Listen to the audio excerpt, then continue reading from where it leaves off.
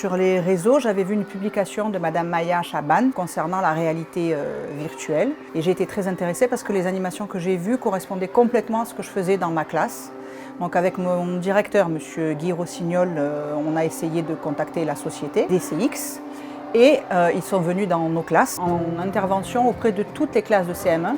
Donc en fait, il y a eu à peu près 200 élèves qui sont passés dans leurs ateliers. Ils ont proposé différents ateliers.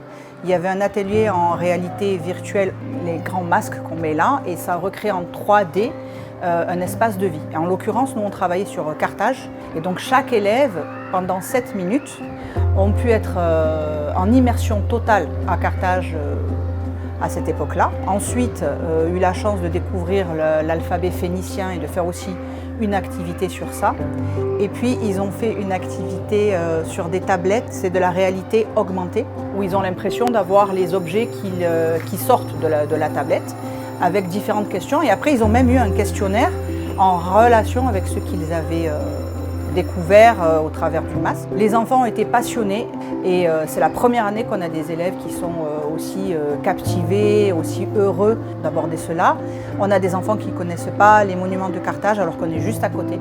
Et c'est une richesse tunisienne qu'il faut absolument que nos enfants connaissent. Toutes mes collègues ont été ravies de cette expérience et on espère pouvoir en faire d'autres. Vraiment, c'est une expérience tellement splendide que toutes les écoles devraient faire appel à ce type de technologie qui apporte quelque chose de plus. Nos enfants passent du temps sur les écrans, mais ça n'a vraiment rien à voir parce que c'est de la culture grâce à la technologie. Et ça, c'est quelque chose vers laquelle on doit tendre et c'est vraiment un support très intéressant. En plus, la qualité des dialogues était splendide.